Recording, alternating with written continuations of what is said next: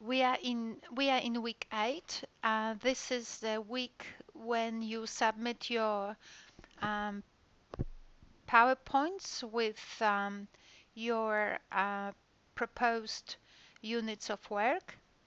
We are still not quite done with our teaching for the semester, so obviously I will be applying different sets of criteria for assessing your work than I would if it was the end of a semester.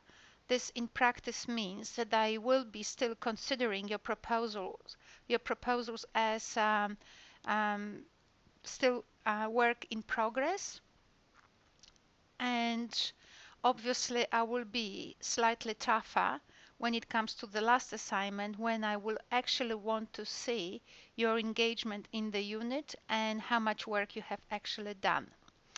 Okay, so we had a lecture on campus, and I would like to share with you the kinds of insights that we have developed, and they may be of some value to your work. I am just starting to think that our collaborate sessions are not necessarily popular, but populated as I wished.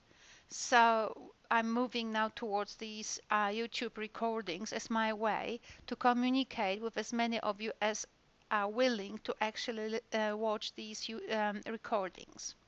So just to summarize, I wanted to mention the following. The framework of education in general has these following aspects that need to be considered so that we provide education of the highest standard. So now, why am I talking about these three elements? I have spoken about it in my previous lecture, but here I'll just um, emphasize them again and say that what we need to do in our classes is not to um, put students in conditions where they not um, go beyond their immediate understanding of the world. We need to actually expand their frames of references, and we do that by expanding their understandings of what they think people do, because as you know, depending on the culture, people do different things. Now, depending on the culture, we not only do different things, but we also do them for different reasons, and this will have an impact on the third aspect, which is how we do things. So the kinds of language elements we will be using, the kinds of gestuality we will be using, the kinds of frames of references we will be relying on, and the things that we actually want to communicate, all of this will depend on our understanding of the world.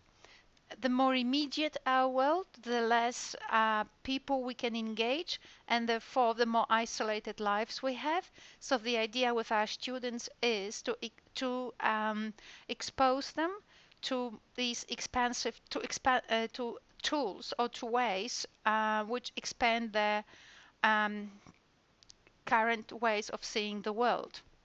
And as I said before, we have to do it in a way that engages students' own personal histories. If we don't engage students' personal histories, then we teach by ignoring those histories, right? So very often we say that in order to engage students and in order to actually provide inclusive strategies for teaching or learning, what we do, we ask students from different backgrounds to actually express their own understandings of how things look or are done, and that's nice, that's good, but that's not enough. Our activities have to be rich in support to the point that actually they allow students to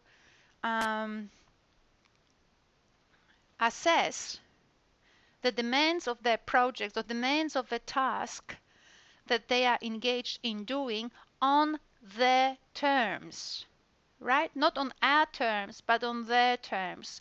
So our activities and our support systems have to be so diverse and so rich so that actually they can talk to the student. So when students tap into them, they find something relevant for them.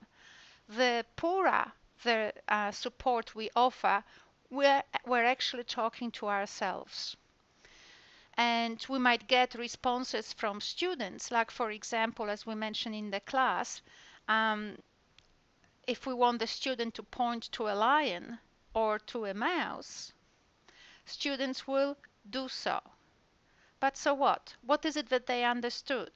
Some of you will say to me, or some actually teachers would say to me, well, they've understood what's a mouse and what's a lion.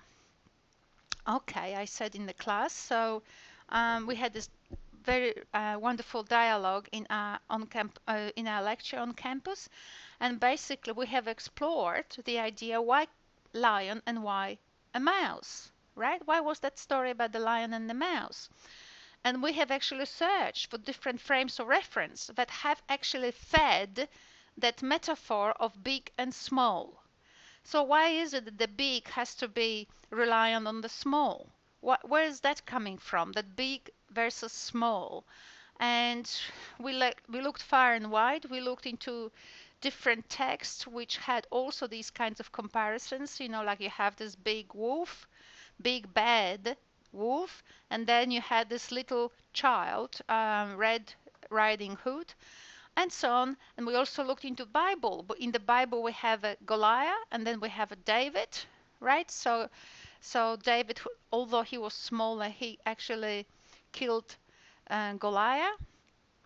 So you can see that this myth of big and small is actually consistent throughout centuries in our cultures, and maybe in other people's cultures as well.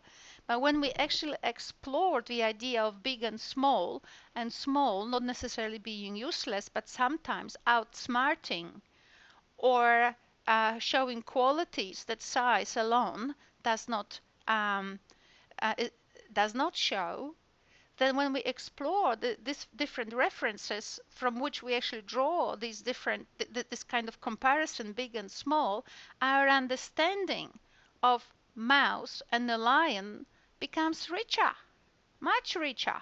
I mean, we've put in Bible here, we've put in another story of a Cinderella and the big bad wolf.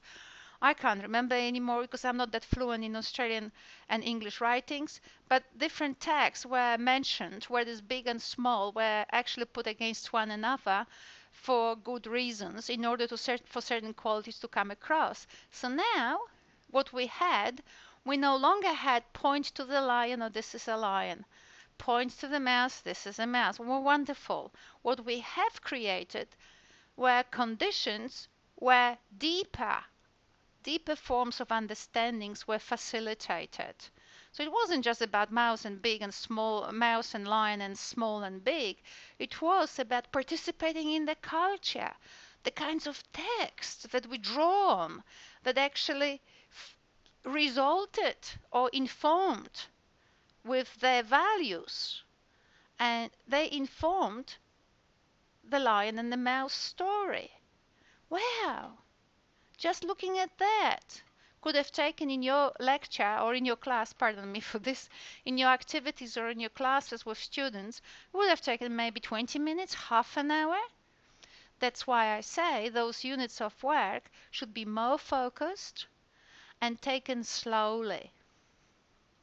Because when we go fast, and that means that we have not noticed how much is actually played out in the text or in the kinds of aspects that we want to tackle in our units of work. There's a lot happening, and that a lot should be given proper attention, because quite often when we actually produce a very detailed conditions that allow students in a more detailed way to explore texts, we give them tools that later on they can use all on their own, and therefore we will not be so busy when we see them in grade 2, 3 or 4, because these things or these strategies will not be novel for them. Right, so you can see now how culture can be explored through these different points of focus: what, why and how, even when we look at concepts like lion and the mouse in a story. So even though you might say that we're looking at this at the story of the lion and the mouse, we're not looking it through itself because we can't find meanings of the actors and of the story inside of the story. We have to look outside and see what is it based on. Every text, whether it's an academic text or whether it's an aesthetic text like a children's story, they are all based on some kinds of references. Because if they weren't, they wouldn't be understood. They would not be understood. And that's the point. They are only understood through the lenses of the past. They're not understood in and of themselves. And understanding that something, an idea that something has a meaning in and of itself is not right. We don't know what a thing is until we have actually related it to other things. So this is the point one that we have um, covered in our on-campus class. We've done it before, obviously, and also I have done it with off-campus students, but this is a very nice summary, right? So the um, the the um, the kind of moral that with which I would like to summarize this is to say, just because a student gave you a response that you expected, it doesn't mean that they actually understood what they are doing or saying. So pedagogy game, once again, is about it's about inserting students in the context which the teacher controls, and students very quickly understand. They learn to give the teacher the answer, and the teacher is very happy because children produced the right response. Yes, this is a mouse. Yes, this is a lion. Nevertheless, we don't really know what was understood. But when we actually together with students explore what's behind these figures, how far we could go, let's get them to the whiteboard and click here, click here. What do you think? Click here, click here, click further, click further.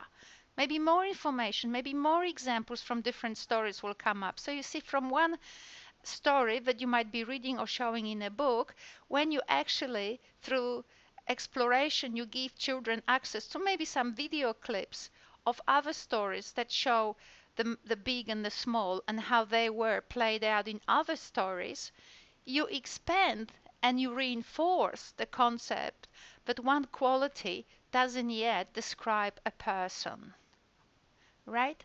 So there's more to a person, and the idea of big and small is repeated through different stories, probably for the same reason, which is there's more to a person than just whether it's a size or particular quality, single quality, right? So this is what culture is. Culture is about exploring with children the frames of reference on which authors draw in order to produce what probably, say in this context, is considered a masterpiece, which is the Lion and the Mouse storybook. Now, we actually then, I was intending to do something else today in class that we ended up doing. So I will show you what we actually ended up doing, because I would like us to actually work in synchrony together, the off-campus and on-campus students. So what we ended up doing today was basically looking at all the activities and that I have produced for you as examples of how to actually create a unit of work. And I am fully aware that many of these examples were not appreciated for exactly this, and that's okay. So we have today, and we can actually work out once again what was about those activities that was good enough for a single unit of work. And now do this now. So the first activity we looked at, and I was thinking it's going to take us only 5 minutes to do that. Well, it took us probably an hour at least. I looked at that I'll show it to you. I'll just change the window here.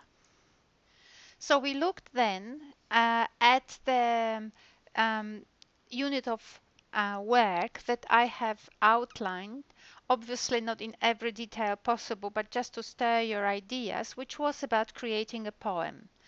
We have discussed it on Collaborate just before Easter. In fact, I discussed it with another group, but I made that lecture available for you. So let's have a look what was this whole about. So the students were to actually to engage, and doesn't matter how we would engage them in this activity, because I'm not just gonna go there. This is up to you. I just want to have a very little time just to actually outline the activity. So assignment one, or all activities were constructed around the project of students actually engaging in a poem. But it wasn't as simple as this. Now you can actually translate it, all the resources and all the references I'm creating here to your to your age group to the age group of your concern. So assignment one would be about, or the project would be about creating a poem. Whether students do it in twos, or whether students, I think that just I think I initially thought the best thing for the first time is to actually get two students work together on it. Now the second task, because as you know, I will be actually throughout the unit of work trying to sensitize children to the fact or students to the fact that nothing is has a meaning in of itself. So we will be looking, or will be examining different materials to actually see how culture operates in order to actually assist us in creating a poem. So that will be assessment 2. Now we're not looking at it yet, but just at this very moment the first phase of the unit is to engage students in creating a poem. So this is my framework as I showed you before, creating a poem. Now what will happen next? How to start, right? How do we start? What with? How long a unit of work? So we've discussed that. So one of the ways to engage students and actually give them a good reason why to engage in the activity is actually explore in terms of what people do and why people do things and how things are done. Is actually, before we even go into this poem, have a look who actually creates poems and why. So you can have a resource organized with these little things. You can have pictures on it, or I don't know, up to you how you design it. This is just for me to stir you up a bit, but it is not for me to actually solve all the problems, because I don't have time for it. So what kinds of people produce poems? And you can have photos with a particular photo with a particular poem. And this poem here, now students don't have to read it. You can read it for them. You can do whatever you wish. There's no need to understand a poem at this very moment. What is important is that students get I get an idea of the range of people that actually write poems. Now there is no accident where I put this picture here. The lady in the middle and her little daughter are both my friends, and they come from Malaysia. The lady is an English teacher, and both of them, the mother and the daughter, are actually wonderful poetry authors or writers. And you will see this one, for example, is written by the mother, and you can give different examples. People can click who writes poems, so you can actually create a whole collage of different pictures from different countries in different languages, and make children actually read out, those who can, and those who can't and will just give up on it, or maybe have a different recordings of those different poems, so in Arabic, in Chinese, so that children get the idea is now not to why they actually think they are looking at the fact that many people write poems, children and adults.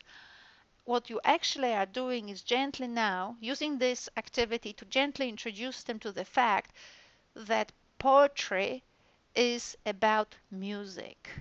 It has a rhythm.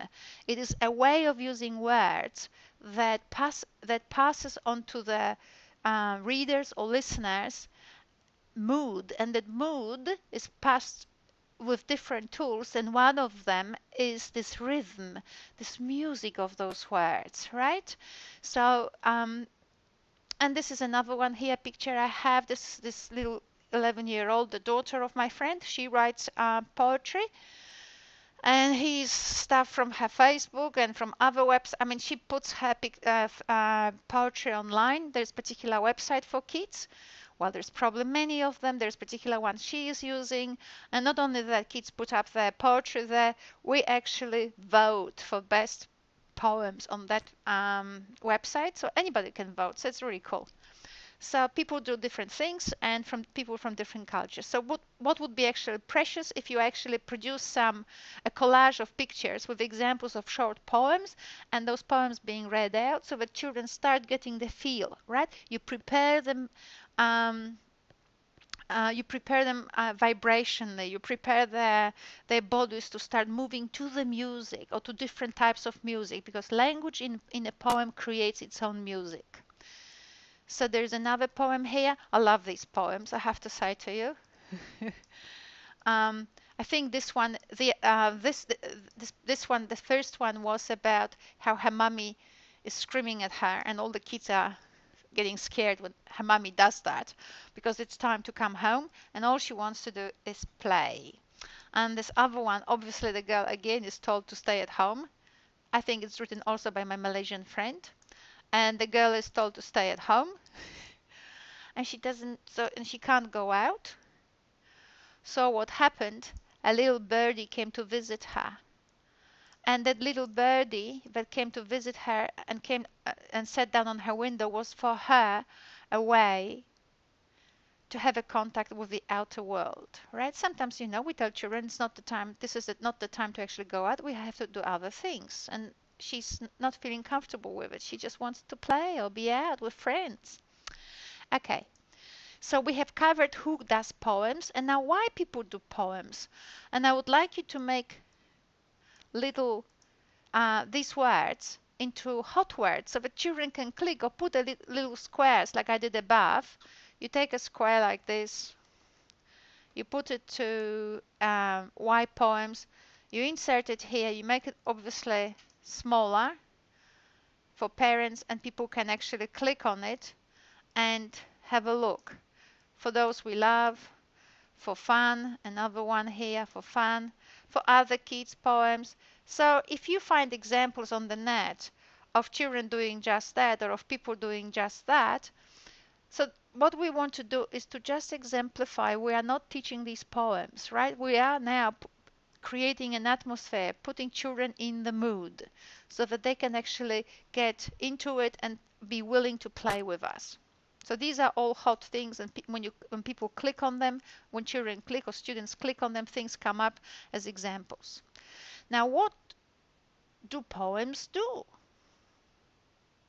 Well, we could have a look, right? And if you actually, what do poems do? If you actually clicked on,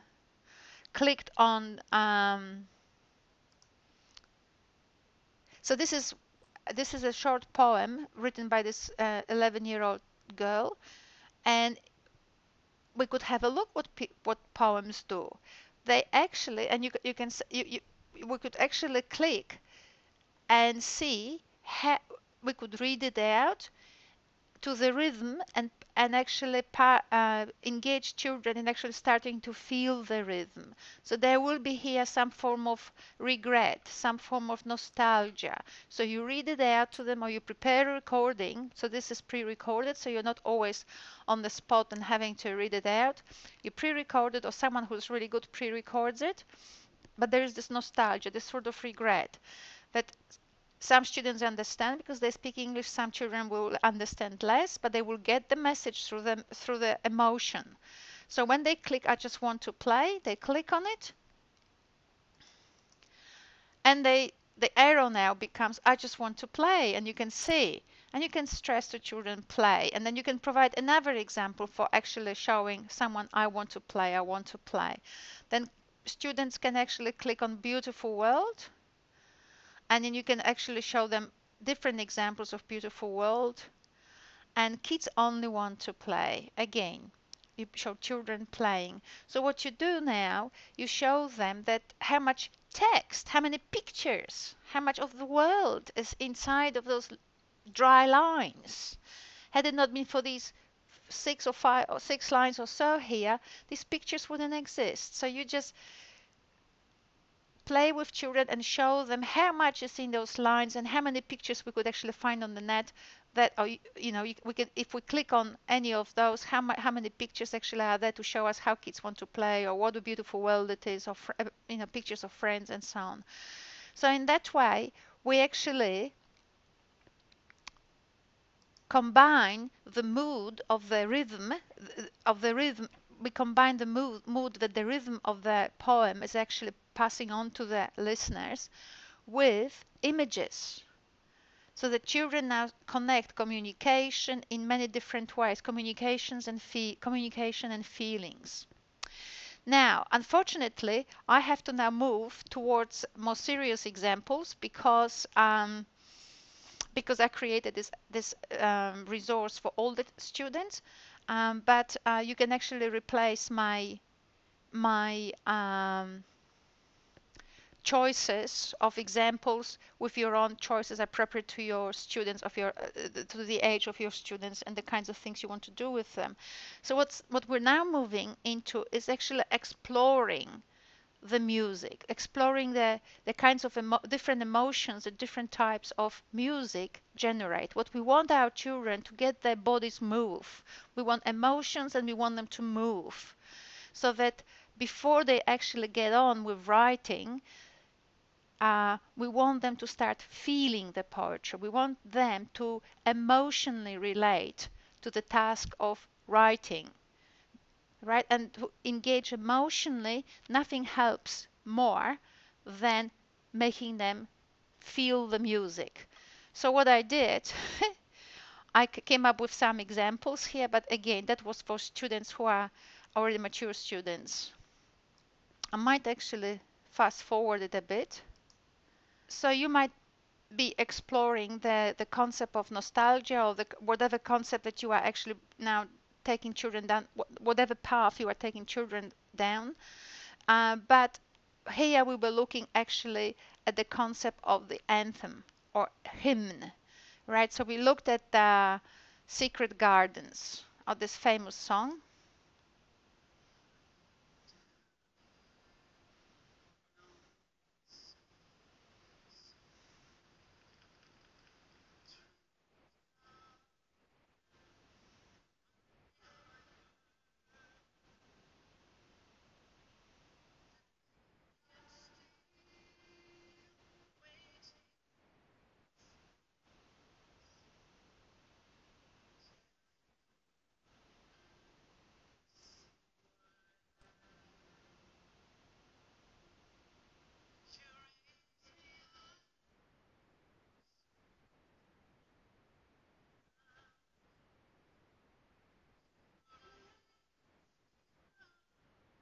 Okay, so we're done our disco for the moment.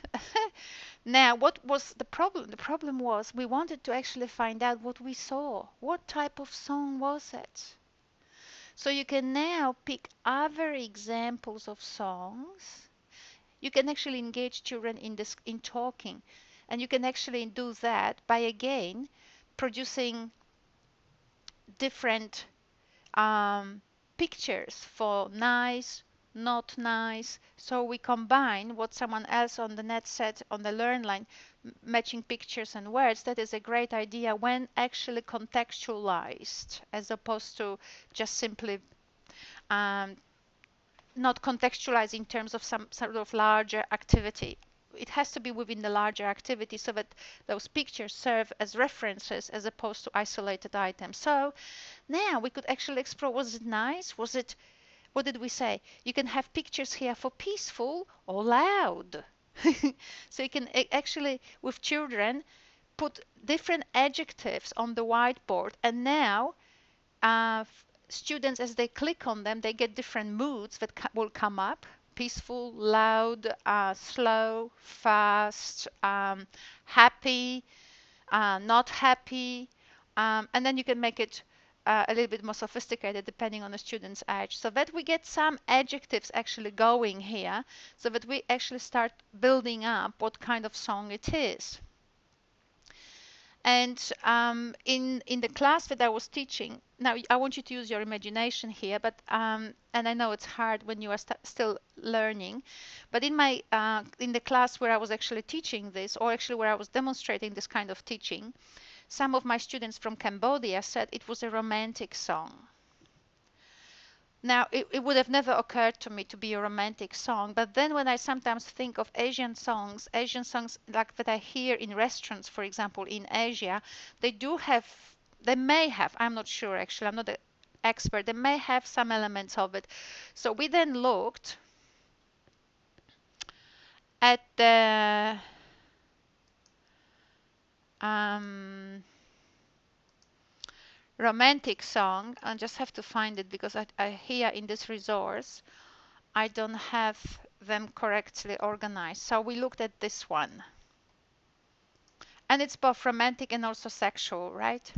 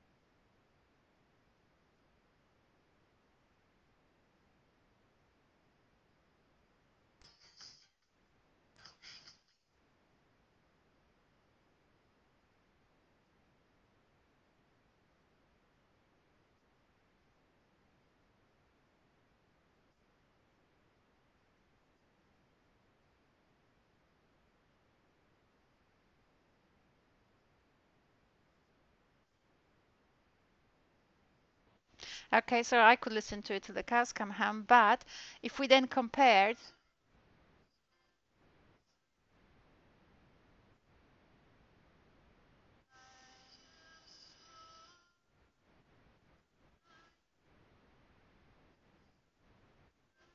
okay, so the idea is not that students understand the word, we're still working with the mood, with the rhythm.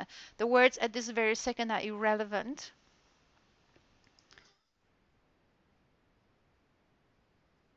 So your students might be, you might with students explore different kinds of songs and different, what you and I would call genres, right? Um, so that students start getting actually the feel for differences in rhythm. It's not that they don't know, but they know them at the subconscious level, or they use at the level of how we use these things, but not at the level of explicit knowledge. And that's what we want. We want them to we want students to name things so that they can bring these feelings or these understandings to surface, so that now they can actually quite consciously work with them. So this was fast, faster song, maybe not fast, but faster. Um, and you can actually with children start creating. What did I have here? We had here. Um, I mean, in class, I had obviously students who were older, so we were creating different descriptions that came, that students actually have identified for this type of song, like um, the one of Secret Garden. So the Secret Garden, what was it? There was serenity, appreciation, all that vocabulary you can make available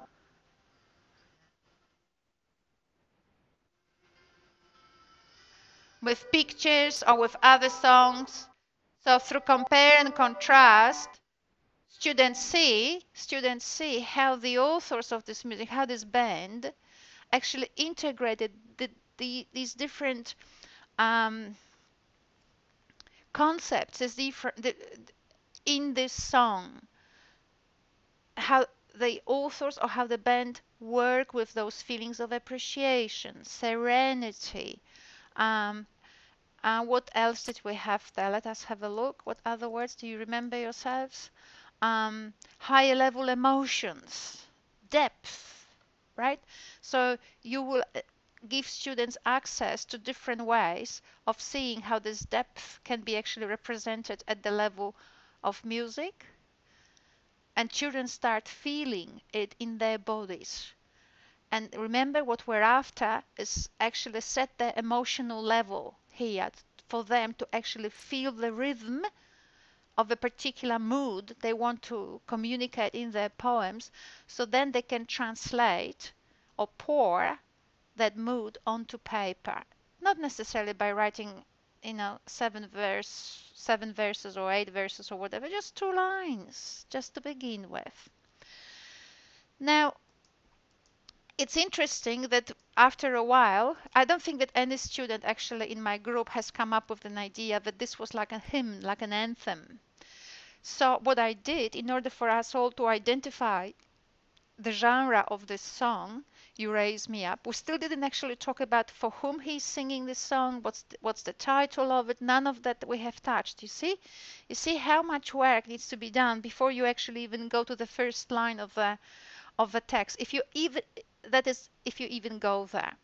So, what type of song it is? So I showed them the few different ones, but then I took them to the most obvious one I could think of, would exemplify best what I wanted them to see, the kinds of comparisons or the kinds of commonalities that I wanted them to actually create.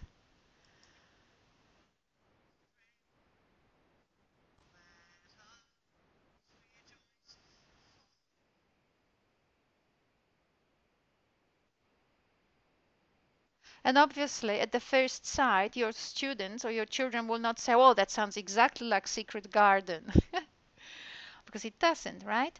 But then what you can do is go to those descriptors that you created and you say, does this still feel formal? Yes. Does it seem like in the honor of someone? Yes. Do you think that the emotions are there deep? Yes. Does it sound reflective? Maybe. Does it sound like touching higher level emotions? Yes. You see what I'm saying? At the first sight, none of you would have said, but it would make sense to compare Secret Garden to the Australian anthem. But yeah, it's the same genre. Now, don't ask me how I knew it. I didn't. I made it up. I had to actually create this demonstration as a result of my students talking in another class. So I did it right as I was standing there. I'm delighted I did that. Now, we looked also at the American anthem. I'm not sure whether it's here. But then in order to compare, we had a look at the Chinese anthem. Because now students are thinking every anthem is about peace, appreciation, love, blessings, all is well. So we looked at the Chinese anthem.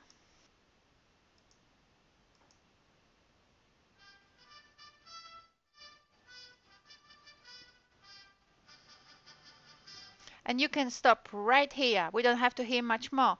Does this sound like the Australian anthem or the Secret Garden song? What elements does it have? Does it have elements of "You raise me up," glory, appreciation, all is well, or maybe signs of alarm?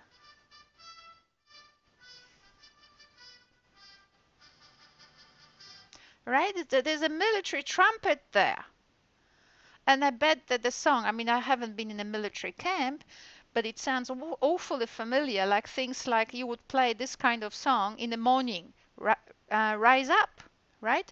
And actually, I asked my students who were in that class, who were scholars from China, I don't know why I did that. I asked them what were the first words of the Chinese anthem, and guess what? They said, "Rise up."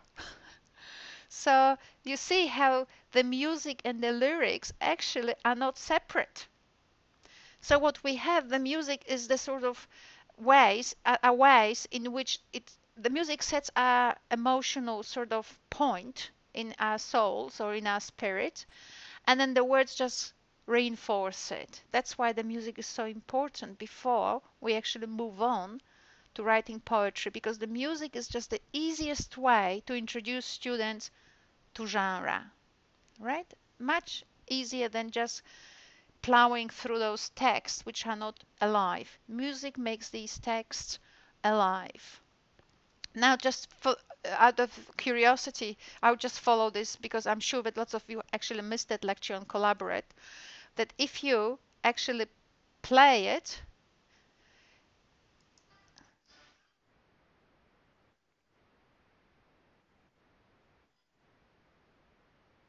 My Chinese friends could swear it was Chinese music, but then I played to them a traditional Chinese music, and it didn't sound anything like that. So even though they were women, say in their 40s, and well and truly they're scholars and well and truly educated, still they, because they lived within one culture, it's like looking at one book only, they could not see that the roots of the cultural roots of the song were not Chinese. Do you see how that's what people often say: when you leave the country you can get another perspective on your way of living in your country. And that's why I'm actually saying that we need to actually allow students to look at the text from different angles, which means through other books, through other frames of reference, so that when they return to this text, they return richer. And this is what I'm demonstrating to you right now: how to actually play with um, different frames of reference in order to support students in a particular task. And in this case here, it is to actually prepare them emotionally so that they can actually feel the rhythm of the poem they want to create, and then actually start looking for words. And a lot of these words are not actually in the lyrics of these songs, they actually are in those words we have actually you will put together with your students. A lot of the words, I mean, I have only like 6 or 7 here, and but obviously you will put more work in it. Now you would not believe how long it took me with students from another unit to actually put together all these words. Probably took us an hour. That's how hard this work is, even with university students, right? It's very hard.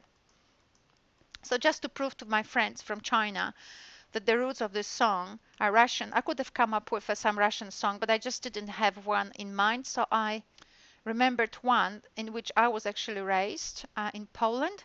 It's the International, and look at the similarities, right?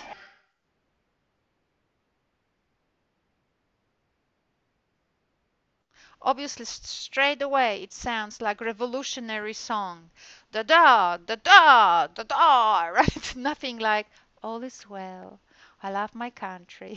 Things like that, right? This is like, and the words, once you then go further with your students one day, not necessarily maybe for the purpose of creating a poem, for the purpose like to create a poem, I would suggest that you just go and do a couple of lines, that's all.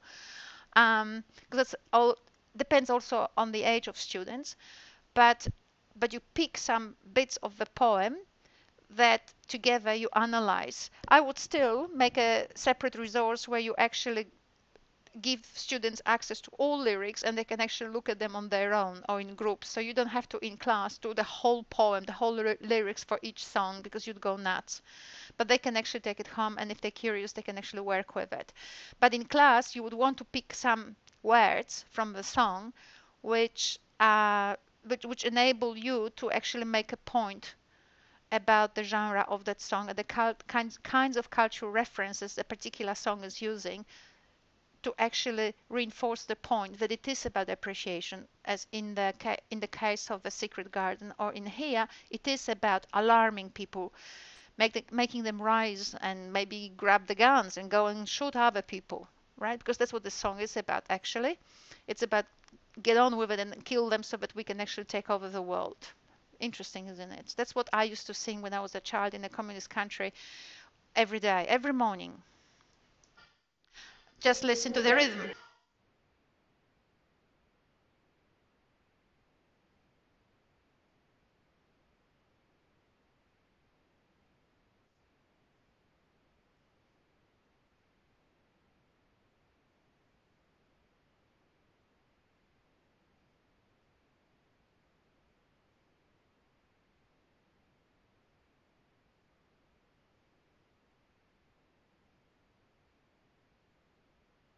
And these songs are very powerful. It still has a meaning to me because I was raised in it. It's sort of, it's a song about social injustice, obviously, as you can hear, nothing to do with peace. This is about alarming people. This is about saying to them, look at this, you are living like a slave, but if you follow our path, we will be the lords, right? That's the kind of thing. Okay, so I just wanted to And then you can actually, if you wanted to play with other songs and use the same vocabulary that you created for the hymn, and then children will start, or students will start seeing that for different types of songs, these things they will have to cross out. These things like appreciation, reflection will go, and other adjectives will come in. Now, these adjectives, I have to stress enough just in case you forgot, because it's very seductive to listen to a lecture. These adjectives do not come from their heads, although you do make room for that. These adjectives are you put in the form of squares on which students can click, and then children can actually explore what peaceful means, what serenity means, and so on. So it's up to your imagination how you can actually reflect serenity, maybe through other songs that reflect the same mood, or through pictures, or through both, right? So the idea is to enable students to explore the feeling of serenity, not to just name it and say serenity in the secret garden, pathos in the Chinese anthem, right? Nothing like that. That's just not facilitating understanding. That's just actually making students memorize what you said to them, and they might give it back to you, but it's not promoting learning. Now, after they've done all of this work, um, they will be quite able. You can actually ask students now what kind of rhythm they would like to, or what kind of mood, what kind of rhythm they would like to create a poem, and you could actually point on the whiteboard and say romantic. I mean, I'm just naming them because that's all we have on the whiteboard. But you create different genres. So you say call to action, or is it gonna be a hymn to love or appreciation? And children select, and then together they can now they have the music in their stomachs because you played to in order to actually create all these adjectives and so on. You went back to these examples, and that's the way you work with it, almost until nobody can no longer listen to that stuff. You keep comparing and contrasting. You give them chances to re-listen to it again and again, just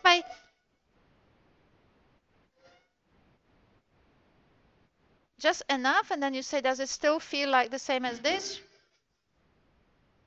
And then you go back and you say, does it feel the same? And that's the idea, because what you want to do is it's to create very quick opportunities for children to make quick very good, very efficient opportunities for children to make, or for students to make quick comparisons between this and that, this and that. How does this feel? How does this feel? And so on.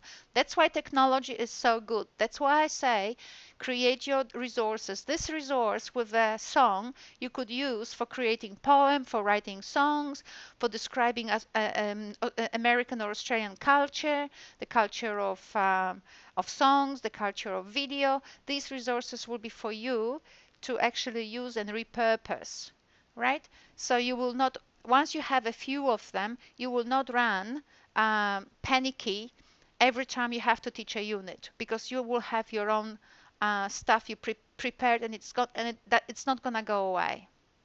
Now, one of the students on campus said, in schools, you don't have access to the internet because, goodness gracious, I mean, how could we allow children to have access to YouTube? Okay, you can download those songs. So basically, you play all your videos locally, right? That's just one way of getting around it. I know that the same problem existed down south in Canberra, and I'm no longer sure whether they actually have gotten rid of this problem. I have a feeling they have, but don't quote me on it. But that problem was also down south, and teachers were saying, just stop it. We don't want this censorship because we can't actually teach. So I think people were down south actually trying to get rid of this problem. But in the Northern Territory, students are telling me they have no access to the internet in class. So that's one way of getting around it.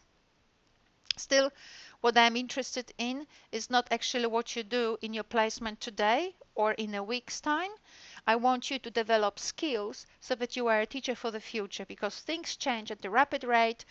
Today your school barely has a whiteboard. Tomorrow it will have iPads, iPhones, I computers and B computers and C computers. I'm making up just by to say, will be very well equipped, and you as a newcomer or as a beginning teacher will be perceived as the one who has up-to-date knowledge, and they will say to you, you're in charge.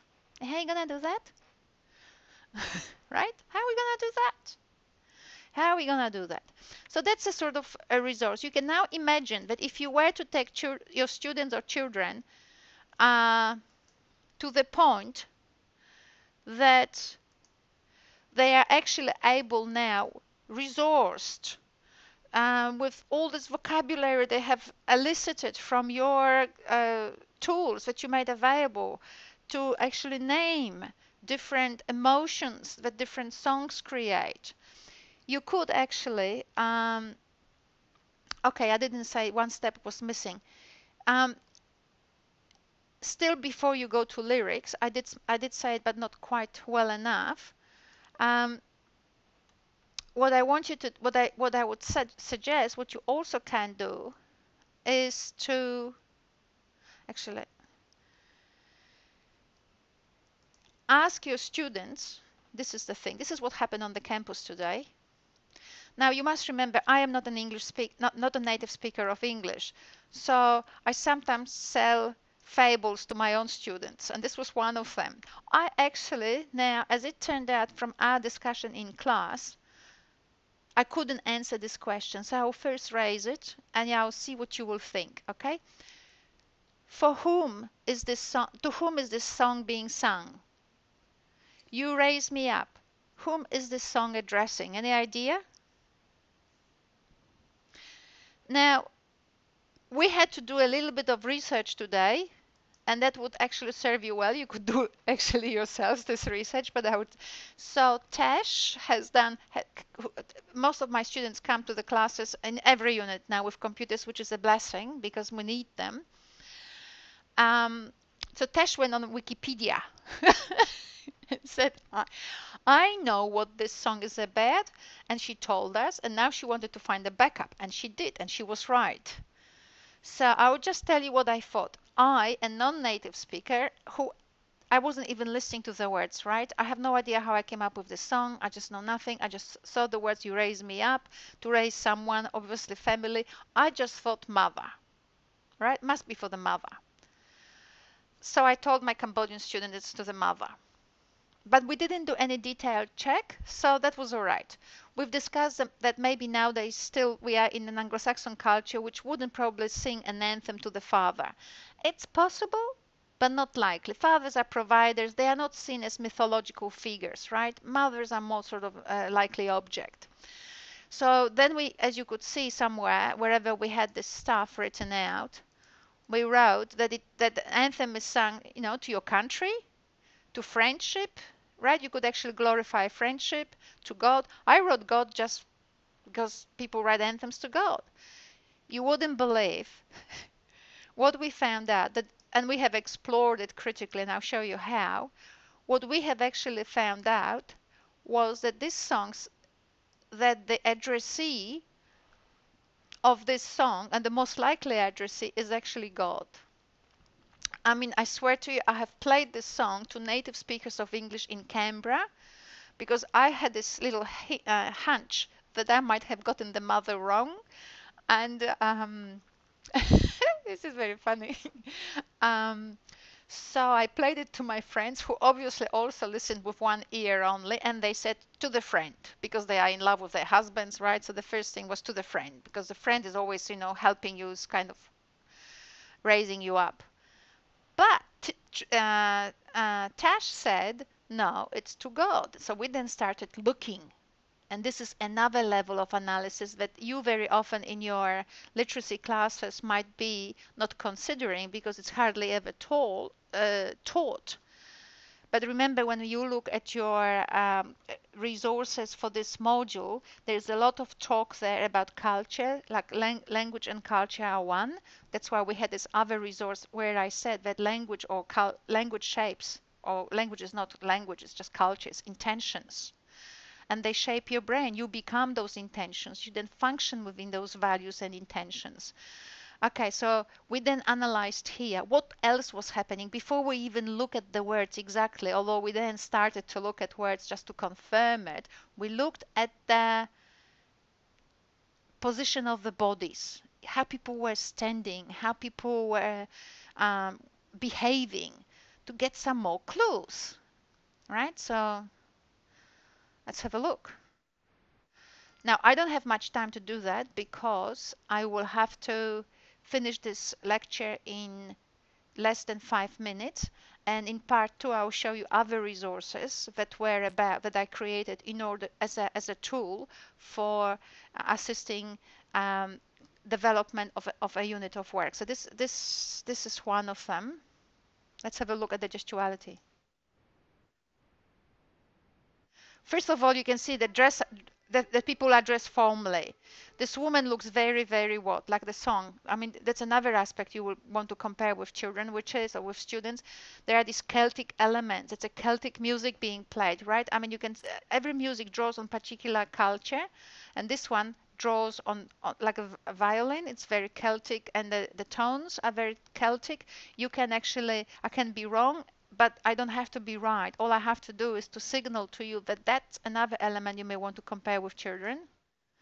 Look at him, how he's looking when he's singing, how he's behaving. Is this really a prayer?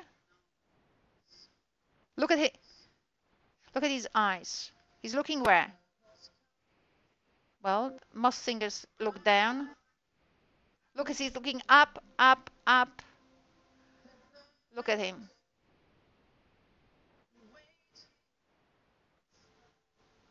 He's looking up. And then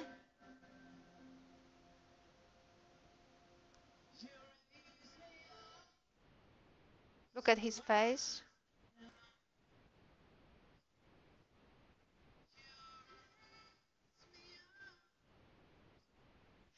Okay, so I'll just find some other examples. He's singing with this other singer.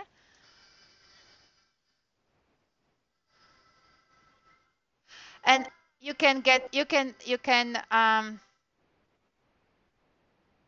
look at his gestuality. He's looking with full respect. Now, I can see women, black women dressed like this very often in sort of loose clothes like this in church choirs, but don't quote me on it. I don't know. This is always a guessing game, a guessing game. We're looking for clues. So you can play it for yourselves.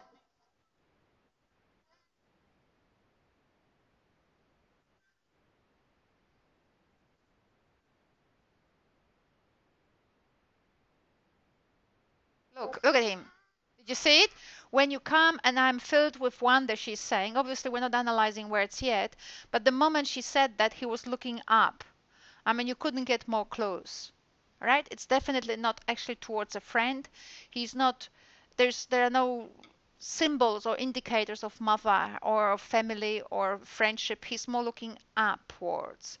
And Trish, actually, who's quite fluent in church music, she would say that very much resembles to her the kind of culture of church music yes, in UK, in the UK. I will finish now and we will look at another resource. But in this resource, what I wanted to do is give you an idea what I mean by comparing and contrasting and how much fun you can have actually. And this is well before you even start the poetry. This is an analysis. This is fun. This is looking what people do, how they do it and so on. And then you can come up with some elements which will be indicative of what the song is about when you actually pick this moment and when you come I said something about wonder she's saying I can't remember anymore, right? You can come up with these lines and these lines will be reinforcing your point, which is when it is an anthem to the god, that's how you say it. When it is an anthem to the country, you use different words. When it is call to action, you use different words. And students can compare. You give them vocabulary, you give them mood, emotions, all of that. A lot of work has happened before children are actually let loose on paper to write their own stuff.